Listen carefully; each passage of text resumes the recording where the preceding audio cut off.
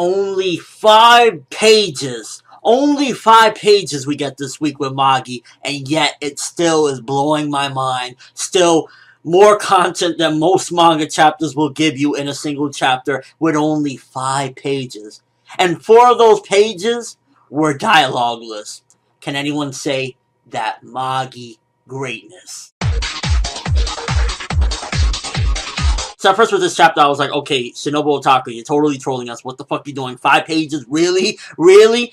And then once you start to grasp all the deep stuff within this chapter, you will be like, okay, yeah, I get why you did 5. You're fucking awesome. So it starts off, and already we get to learn a little bit about the Rook and Solomon's wisdom. Pretty much Solomon's wisdom shows records from the Rook. It doesn't show, like, everything that's happened. It's basically what the Rook has recorded, what the Rook has seen. But it can't show Aladdin things that exist outside of what the Rook has seen. So pretty much, if the Rook has seen everything or whatever in the West Coast, but has never seen the East Coast, then Aladdin will have no knowledge of the East Coast. He'll only have knowledge of the West Coast. But it also makes me wonder how much viewing does the Rook have? How much can the Rook actually see that outside of the Rook he can't get this knowledge? And it makes me wonder just what is the viewing scope of the Rook if Aladdin can only see what the Rook has seen? So was there a time before where the Rook just didn't exist and it came to be and then it started recording? It really makes you question the viewing scope of the Rook and just overall how long the Rook has been around. And then you get that cover page where you see everybody pretty much for the most part from right now. You get to see Aladdin, Morgiana,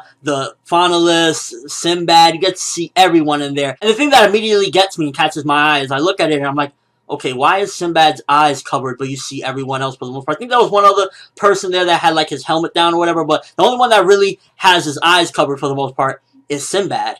And I'm like, what's up with that? Why, you know, Sinbad, we already know there's some shady nature to this man, but I was just like, okay, you know, what's up? And then we get to find out that this whole page of what we're looking at, just thought it was like, oh, cool little thing from Shinobu, is David, and he's seeing them through his eyes, he's basically looking at them, and that's within his eye that he's seeing all these people. Shinobu, why you do this? Why are you so epic? Then it goes to a panel where you see like these stringy looking things, and you see like this little guy in between, and then you see that that is actually David, and he's looking up, and I'm thinking, is that the Rook, or is that Eli?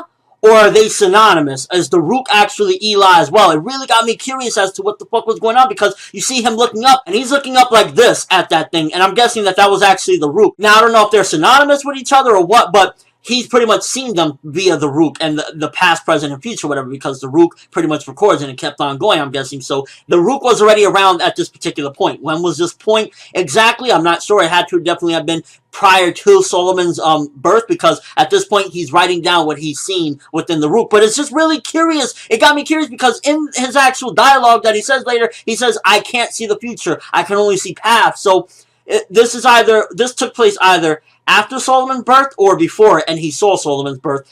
And I was just like, yo, this is like contradicting each other, yet there's so much depth to it that I just can't even grasp it myself. So he can't see the future, but he can see different paths, and he can see everyone else there. So I'm guessing what he means is that he can't see the outcome, and he can't see certain events regarding different things, but he can at the same time, because some of the stuff is like, David, you deep-ass motherfucker. And it's interesting because he starts off and you see again like he's laughing after he looked at the Rook. Basically, he got what he wanted to see, I'm guessing, or whatever he saw just made him, it humored him at the very least. And he basically starts writing off, because then we get that giant page which makes up for pretty much only having 5 pages of David writing down different things, different thoughts, and different things that he foresees happening. First of all, he's like, I didn't even want a son. So you already look at Solomon. Solomon wasn't like, yeah, man, I'm having a son, you know, I'm going to keep it going, I love my son. That was all just a strategy that he was doing. Basically, he was going along with this plan that he feels he has this mission to accomplish, so he needed to have Solomon. So it wasn't like he gave a fuck about Solomon, this is my son. He said, I never even wanted a son, I don't even care, it's like, whatever. And he even foresees his defeat at the hands of Solomon. He basically sees it coming, and he's like,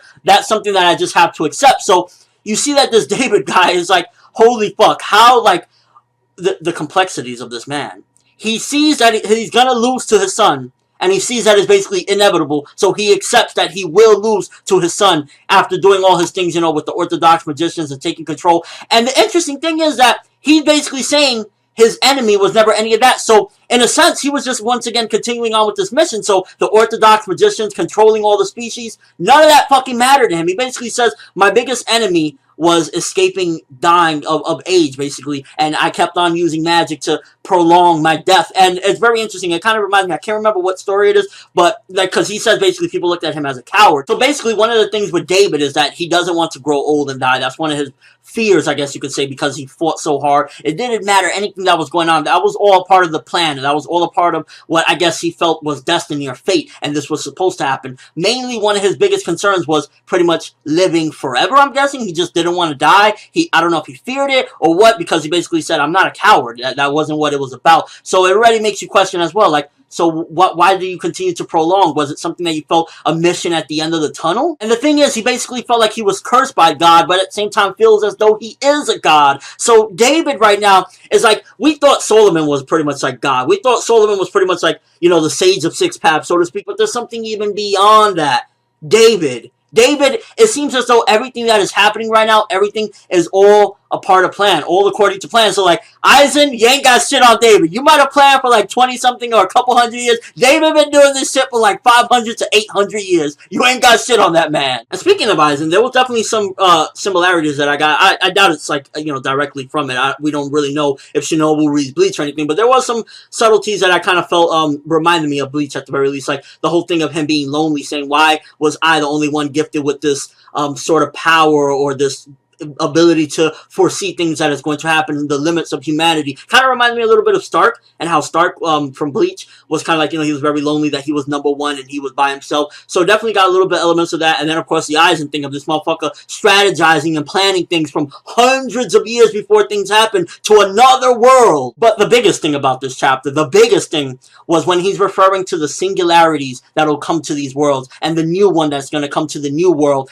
And one of the big things is, I'm pretty sure that this chapter is subtly, or not subtly, whichever way you want to take it, hinting that David is indeed, or Sinbad for that matter, is indeed the incarnation or reincarnation of David, because he was basically referring to the singularity in the new world, and basically how he will become a god at that particular point.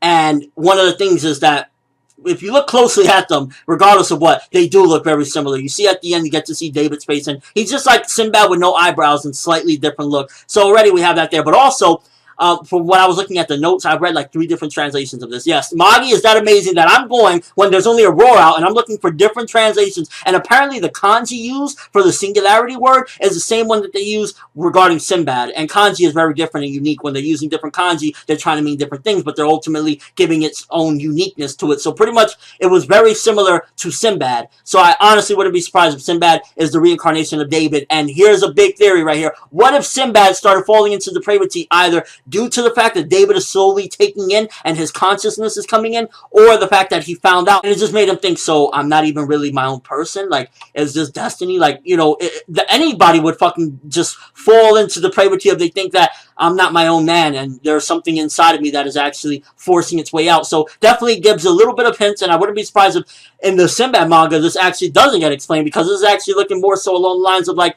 this is very big things. This has more to do than just Sinbad himself. The depravity that he's falling into could be because of David. David is possibly going to slowly form himself within Sinbad, and the singularity will become him. David will become Sinbad at some point. And the more you look into this chapter, the more it's really hinting that the rest of the manga, after we get out of this Alma Toran arc, which I believe this was like just a small special within it, so this wasn't technically a part of it, and that's a good thing. Like, Shinobu didn't overstay its welcome with this whole David thing, because I was like, oh god, we're going into a flashback of a flashback, but it was only 5 pages with loads of content, and it's already, okay, we're going to probably go back to Alma Toran next week, and from what it seems as though we might be only having a couple more chapters of Alma Toran, but I'll get to that in a bit. Definitely seems as though it's hinting that the rest of the manga is going to be Aladdin versus Sinbad, Solomon's incarnation against David's incarnation, because that's the way it's looking. We know, from what we know thus far, Aladdin pretty much is either the offspring or the incarnation of some sort of Solomon, and at this point it's been strongly hinted that Sinbad is the incarnation of David. We're not 100% confirmed on that, but that's what we got to go by, and that's where it's starting to lead towards, because remember, a lot of times it's always been said, I can't be his Magi, I can't represent Sindria, and he's like, there's just something I know about, there's something about him that I can't put my finger on it, but I can't do it. And that's definitely hinting at that pretty much Solomon couldn't follow his father. Aladdin can't follow Sinbad. Oh my god, the foreshadowing and the connections. fucking Shinobu Ohtaka, why are you so godlike? And from what I'm gathering with this particular chapter regarding David's ultimate goal, it seems as though his ultimate goal is to be an eternal god. It seems as though why he doesn't give a fuck about Eli, and possibly why he's been draining Eli, is because he wants to become an eternal Eli. Since he's already been alone, maybe that's what he's just like, okay, I'm going to become God for all eternity. One, his basically fear, I'm guessing. Again, it's like shaky to say whether it's fear or not, because he said, I'm not a coward or anything like that. It's all a part of my mission. One, it could be so that he could live eternally, and he's coming back as, you know, pretty much singularity that people feared. Everybody feared him. And it makes perfect sense, because if David's ultimate goal differs from that of Altharman and Gyokuen, and he's coming back, it's like they have their plans for the world. David has his own plans. So that's why they might have said, or Gyokuen might have said, the thing that we hate the most should be him, because maybe their ideals differ as well. Maybe David and Gyokuen have different ideals. And another thing is, if this Rook isn't recording these records, and that's why Aladdin can't see things like this, it's inside of this book or whatever,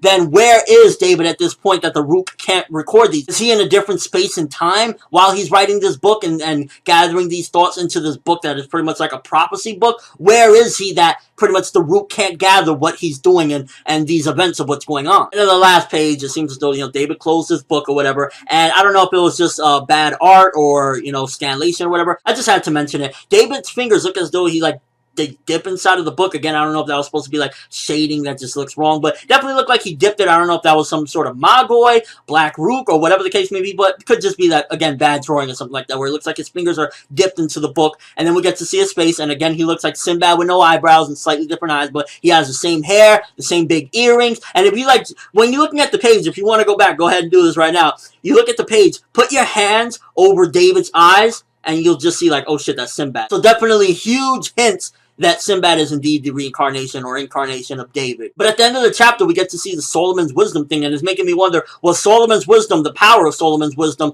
originally David's, and Solomon defeating him, he inherited the power of Solomon's wisdom? Because that's the logo, and we've seen it on his staff, and now we see it. I don't know if that was supposed to be on the book, or that was just like showing Solomon's wisdom and who originally created it. But overall, this chapter brought up so many questions, so many ideas, so much depth to this, because at the end of the day, we assumed Solomon was the end-all be-all. He defeats his father, and then, you know, Gyokuen betrays him. But we got even further, that there's somebody above everything. And Sinbad, who originally I was like, maybe, okay, Solomon, he's reincarnated, and one of them is Aladdin, he gets the Rook, the powerful magic and whatnot, and then one of them is Sinbad with the wisdom, but it seems something even further is pretty much going to be a rematch of father versus son, and that's probably why David accepted the fact that his son would beat him in that fight, where we'll hopefully get to see that within the next couple weeks, because he figured, I'm going to come back and I'm going to be in the strongest singularity within the new world. Also, really quick, want to mention that I think Alma Toran arc is going to end with the next chapter, which it seems as though that's going to be very rushed. I don't know how that's going to work, because I went to Shinobu Ohtaka's blog where she talks about some of the recent stuff, and she said the reaction we will see from Alibaba and everyone of what, you know, they just heard will happen in the week after next. So next week we'll get probably the finale of Alma Toran, which I hope it doesn't rush it and leave us with a bunch of unanswered questions. Like, I want to find out at the end of this Alma Toran arc, who is Gyokuen? Don't leave me, you know, just in agony, like, please tell me if it's Sheba, Arbor, Pope, or somebody completely different.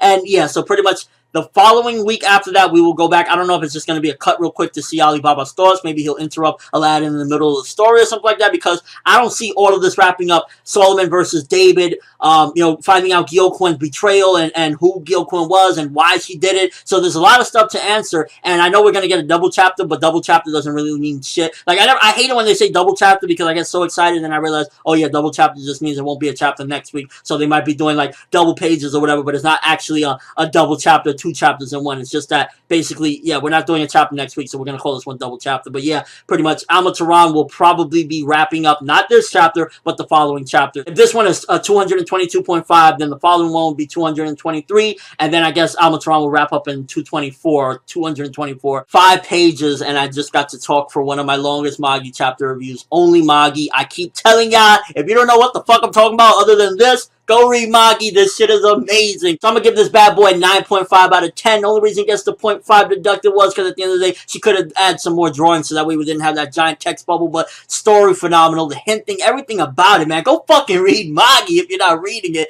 And what do you guys think? First of all, do you believe that indeed Sinbad is the reincarnation or incarnation of David? Do you think from here on is basically going to be Aladdin versus Sinbad? Basically Solomon versus David, father versus son, continuing into this new world? Or also, do you think that David and Gyokuin's ideals are different, and that's why Gyokuin said he should be the one that we hate the most, because he came back and he's basically like God returning into this new world to stop them once again? Maybe Gyokuin feared Solomon to an extent, but Gyokuin probably is petrified of David, and that's why she feels as though Sinbad is the one we should hate the most. And also, with all this coming up, if it is going to be from here on out Aladdin versus Sinbad, do you think that Cohen's time is up pretty soon? And possibly either Cohen or Cohen and Komei, some of these people are going to die, with basically Alibaba saying, you know what, I am going to stick on this side. And it's basically going to be Aladdin, Alibaba, and the Cohen Empire versus Sinbad, Cinderella, and it's going to pop off that way. Either way, so fucking amazing. For 5 pages, I absolutely fucking loved it. The only manga that I'm reading the raws and finding text translations because I just can't fucking wait. Phenomenal shit. Magi fucking greatness. What do you guys think? Overall thoughts? Were you hyped? Your theories? Please tell me. I love them. That's all I have for this one. Thanks for watching. Hope you enjoyed.